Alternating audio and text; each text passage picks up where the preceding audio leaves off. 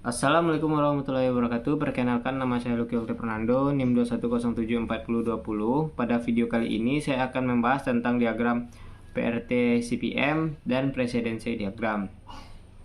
Video ini adalah salah satu tugas case-based project dari mata kuliah manajemen industri. Selamat menyaksikan.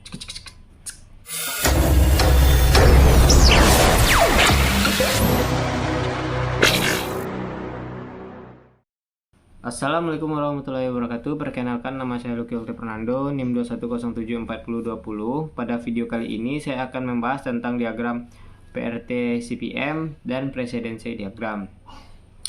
Video ini adalah salah satu tugas case-based project dari mata kuliah manajemen industri. Metode penjadwalan proyek. Metode yang digunakan dalam penjadwalan proyek pada awal adalah CPM atau Critical Path Method, yang kemudian diikuti dengan PRT atau Program Evaluation and Review Technique Quiz.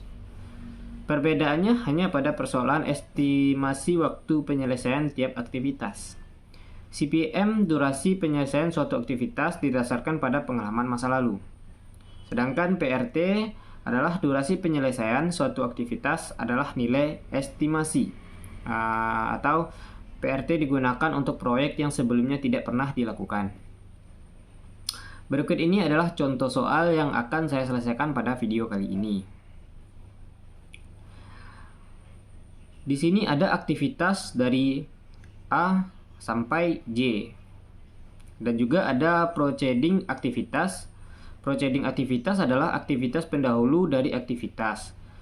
Dan ada juga durasi, yaitu durasi pengerjaan aktivitas tersebut. Dan di sini saya diminta untuk mencari tahu berapa lama waktu yang dibutuhkan untuk menyelesaikan proyek tersebut. Dan saya juga diminta untuk menggambarkan rangkaian aktivitas dalam diagram PRT CPM dan presidensi diagram. Dan setelah itu tentukan lintasan kritis dari diagram tersebut lalu analisis hasil yang diperoleh. Nah, jadi di sini saya sudah membuatkan diagram PRT CPM lengkap dengan aktivitas ada di dalam tabel tersebut. Sebelum saya menjelaskan tentang diagram PRT CPM, kita akan mengetahui terlebih dahulu notasi pada diagram PRT CPM, yang dimana ES itu artinya earliest start adalah waktu mulai paling cepat. LS latest start waktu mulai paling lambat. EF earliest finish waktu selesai paling cepat. LF latest finish waktu selesai paling lambat. Dan ada ID identity atau activity, dan ada durasi atau duration, lama waktu penyelesaian aktivitas. Jadi kita mulai dari aktivitas A. Aktivitas A ini tidak memiliki aktivitas pendahulu sama dengan aktivitas B dan C. Jadi artinya ini adalah aktivitas sendiri yang bisa dimulai secara bersama-sama. Jadi kita mulai mengisikan ES atau earliest start yaitu dimulai pada hari ke-0. Dan untuk mengisikan EF-nya, ES ditambah durasi, jadi 0 ditambah 8 sama dengan 8. Jadi EF-nya adalah 8. Jadi aktivitas A selesai paling cepat di hari ke-8. Untuk aktivitas B sama dengan aktivitas A, tidak mempunyai aktivitas pendahulu dan durasinya adalah 7 hari. Kita masukkan ke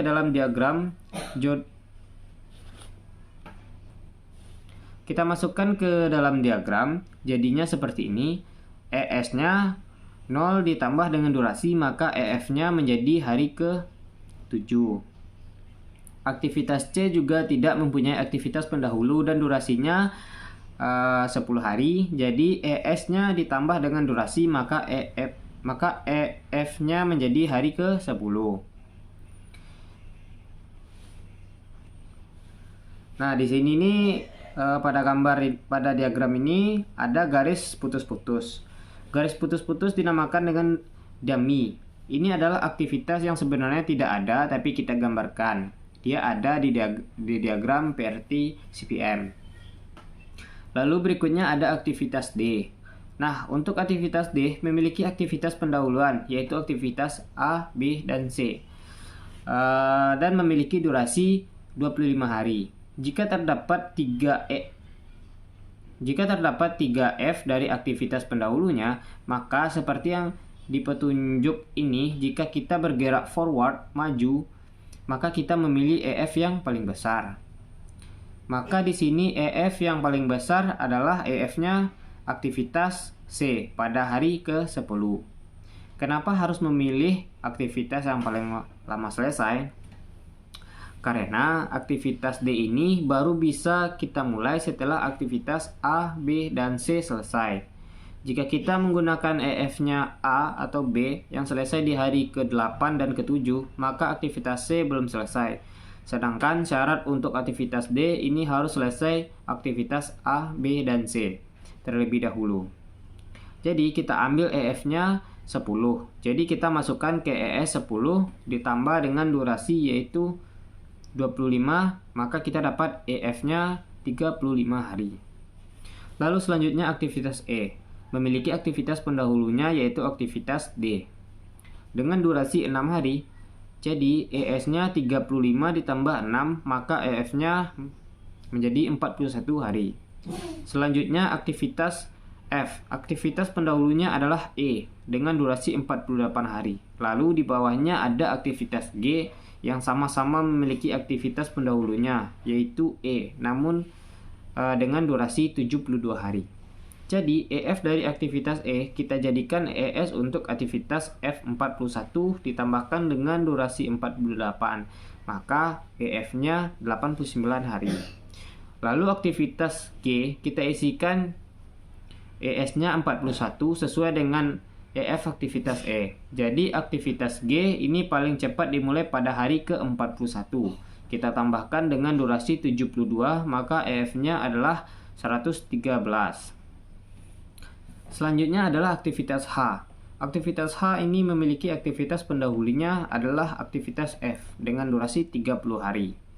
Lalu di bawahnya ada aktivitas I yang sama-sama memiliki aktivitas pendahulu yaitu F dengan durasi 25 hari. Di sini kita akan memasukkan EF aktivitas F ke ES aktivitas H. Jadi yaitu 89 ditambah dengan durasi 30, maka EF-nya adalah 119. Jadi aktivitas H dapat dimulai pada hari ke-89 dan selesai paling cepat di hari ke-119. Dan yang I, ES-nya 89 ditambah dengan durasi 25, maka EF-nya adalah 114. Maka aktivitas I selesai paling cepat di hari ke-14. Aktivitas yang terakhir adalah aktivitas J. Aktivitas J juga memiliki aktivitas pendahulunya, yaitu aktivitas H, I, dan G, yang memiliki durasi 35 hari. Sama dengan aktivitas D tadi, untuk ES dari aktivitas J, ini kita pilih EF dari aktivitas pendahulunya yang paling besar. EF aktivitas H ini 195 hari, dan yang I 114 hari, dan yang G 113 hari. Jadi kita pilih EF dari aktivitas H, karena pada hari ke-119 aktivitas I dan G pasti sudah selesai. Jadi ES untuk aktivitas J adalah 119 ditambah dengan durasi 35, maka aktivitas J selesai paling cepat di hari ke-154. Nah, karena kita sudah selesai melakukan dengan metode forward, ini maka kita bisa sudah menjawab pertanyaan dari yang pertama atau yang A itu. Berarti lama waktu yang dibutuhkan untuk menyelesaikan proyek adalah 154 hari. Selanjutnya kita akan melakukan pengisian diagram dengan metode backward, yaitu kita akan mengisi diagram ini kita akan mengisi diagram ini dari kanan ke kiri. Di sini ada petunjuk pengisiannya untuk pengisian IS yaitu LF dikurang durasi. Jadi untuk aktivitas J ini LF-nya adalah 154 dikurang 35 menjadi 119. Untuk aktivitas pendahulunya ini ada 3. Jadi tinggal dimasukkan LS dari aktivitas J ini menjadi LF dari aktivitas pendahulunya. Jadi untuk aktivitas G ini LF-nya yaitu 119 dikurang durasi, maka LS-nya adalah hari ke-47. Lalu untuk aktivitas H 119 dikurang durasi menjadi hari ke-89, dan aktivitas I LS-nya 119 dikurang durasi menjadi LS-nya hari ke-94. Dan di sini kan juga terdapat dua pilihan. LS-nya dari aktivitas H dan I untuk mengisi LS dari aktivitas F. Ini adalah kebalikan dari metode forward tadi. Jika terdapat dua pilihan, kita mengambil yang paling besar. Tapi pada metode backward ini kita mengambil yang paling kecil. Maka di sini di antara 94 dan 89 kita mengambil LS dari aktivitas H. Kita jadikan dia LF dari aktivitas F. Jika LF dikurang menjadi 41 hari untuk aktivitas E. Ini juga terdapat dua pilihan, yaitu 47 dan 41. Jadi kita ambil yang paling kecil, yaitu 41. Kita jadikan dia LF dari aktivitas 41 dikurang durasi, maka aktivitas E ini bisa dimulai paling lama pada hari ke-35. Selanjutnya aktivitas D, LF-nya 35 dikurang durasi menjadi hari ke-10. Untuk LS-nya, untuk aktivitas A, B, dan C, kita masukkan LF-nya 10 sesuai dengan LS yang Untuk aktivitas A, B, dan C, ini kita masukkan LF-nya 10 sesuai dengan LS yang D tadi. Untuk aktivitas B juga 10 dan yang C juga 10. Untuk aktivitas A durasinya 8. Jadi 10 kurang 8 menjadi 2. Jadi kesimpulannya pada aktivitas A ini, aktivitas ini bisa kita mulai paling cepat di hari ke-0 dan bisa kita mulai paling lambat di hari kedua. Jadi ada tenggang waktu 2 hari untuk penundaan pengerjaan. Jadi untuk aktivitas B, LF dikurang durasi menjadi 3, sedangkan untuk yang C, LF-nya 10, durasi 10, maka LS-nya menjadi 0. Nah, jadi kita telah selesai melakukan pengisian forward dan backward. Jadi pada diagram ini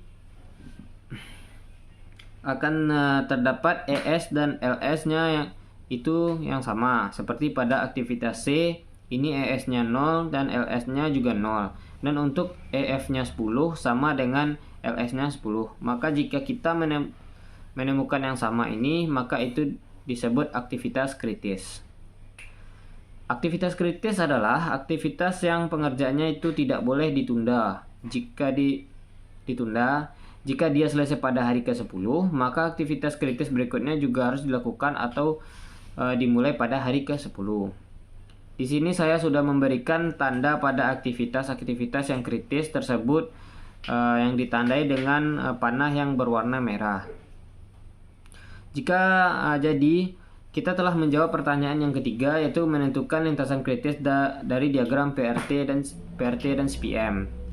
Pada diagram ini aktivitas kritis adalah aktivitas C, D, E, F, H, dan J. Jadi di sini saya telah selesai membuat dan menjelaskan tentang diagram PRT dan CPM. Nah, selanjutnya pada soal yang kedua, kita diminta untuk membuatkan precedence diagram dari aktivitas di dalam tabel ini. Di sini saya telah membuat precedence diagramnya. Untuk pengisiannya itu hampir sama dengan PRT CPM, bedanya di sini terdapat SL atau slack. Ini adalah notasi pada precedence diagram. Keterangannya, ES early start, waktu paling cepat. LS latest start, waktu mulai paling lambat. EF early finish, waktu selesai paling lambat. LF latest finish, waktu selesai paling terlambat. SL slack, SL sama dengan LS dikurang ES atau SL sama dengan LF dikurang EF. yaitu tenggang waktu untuk keterlambatan memulai kegiatan dari early start. Dan juga ada ID, identity atau aktivitas, description penjelasan aktivitas, dan ada durasi, lama waktu penyelesaian aktivitas. Jadi isi di dalam diagram precedence diagram ini semuanya sama dengan diagram PRT CPM. Jadi tidak perlu kita jelaskan kembali karena penjelasannya akan sama. Jadi di sini saya akan menjelaskan SL-nya saja. Untuk aktivitas A itu ES-nya adalah 0. Sedangkan LS-nya 2. Jadi selisih antara 2 dan 0 itu adalah 2. Jadi dapat disimpulkan penundaan pekerjaan pada aktivitas A dapat ditunda selama 2 hari. Untuk aktivitas kritis pada diagram ini ditandai dengan SL-nya yang bernilai 0. Dan juga aktivitas kritis ditandai dengan kotak putus-putus. Berarti kotak solid menunjukkan aktivitas yang tidak kritis. Untuk hasil aktivitas krisis sama dengan aktivitas krisis pada diagram PRT CPM. Tadi karena masing-masing menggunakan data yang sama, yaitu aktivitas kritisnya adalah C, D, E, F, H, dan J. Jadi kesimpulannya, berapa lama waktu yang dibutuhkan untuk menyelesaikan proyek tersebut? Waktu yang dibutuhkan untuk penyelesaian proyek tersebut adalah 154 hari. Tentukan lintasan krisis dari proyek tersebut menggunakan diagram CPM dan precedence diagram. Lintasan krisisnya adalah C, D, E, F, H, dan J.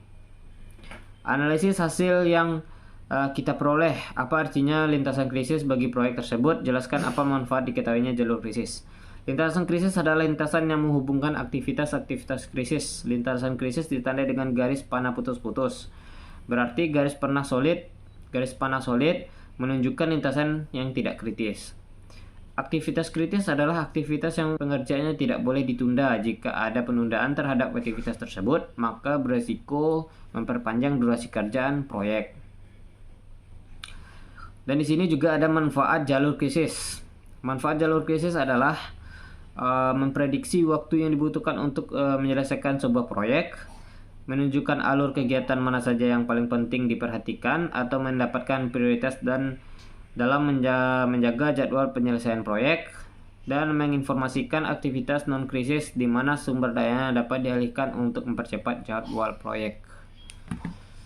Cukup sekian presentasi yang telah saya sampaikan. Jika ada yang kurang saya mohon maaf. Wassalamualaikum warahmatullahi wabarakatuh.